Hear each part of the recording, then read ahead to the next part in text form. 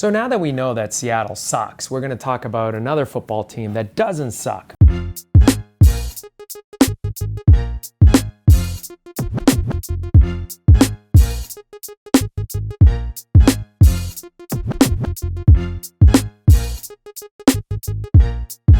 So Jimmy G, 49ers, calf strain. Okay, this is worrisome.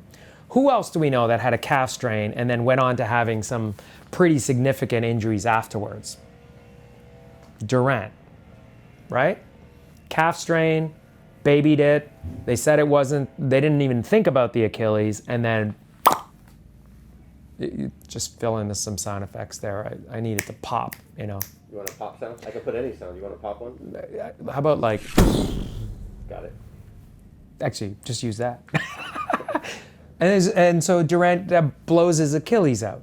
Well, now we have a calf strain in Jimmy G. He's our star quarterback.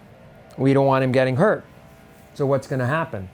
So calf strain, your calf muscles go all the way up, medial, lateral, gastroc. Then you got the soleus coming all the way down, confluent tendon onto the Achilles. So if you have muscle strain up top, it causes stiffness and affects the compliance, pliability, and overall reaction velocity and reaction tension within the muscle. So if a muscle and tendon are more tense, your risk of injury is higher. And we know that there's a certain muscle impedance and flexibility and mobility and elasticity as you run and walk. And so if that is impeded, it's not only going to affect your knee function, it's drastically. Are you commenting on my pronunciation? Come on. Give me a break. You're a foreigner. Yeah, that's right. Yeah.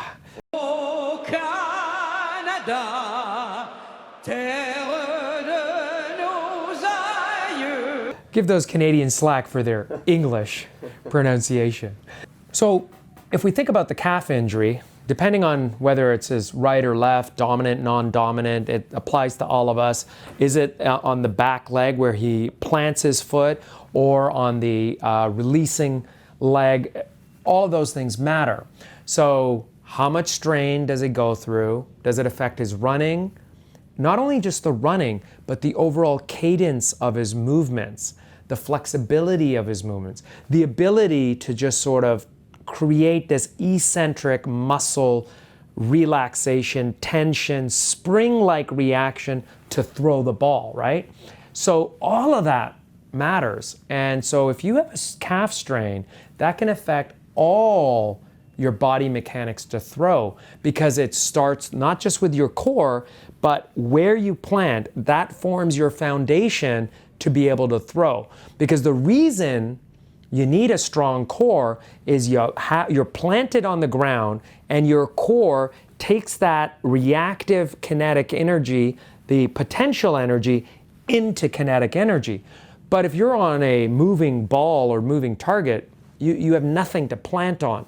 So your legs make all the difference so that your core can transmit that force forward. So this may be a big deal. So we're going to keep an eye on this, and hopefully there's no injury and he recovers from this calf strain.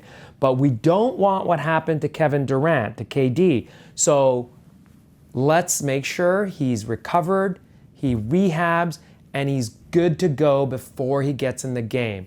Nobody wants a calf muscle rupture or an Achilles to hurt him. Achilles rupture is going to be worse than a calf muscle rupture, because most of the time the calf muscle can be treated non-surgically, but the Achilles in a high-end top athlete needs surgery and will be a longer rehab.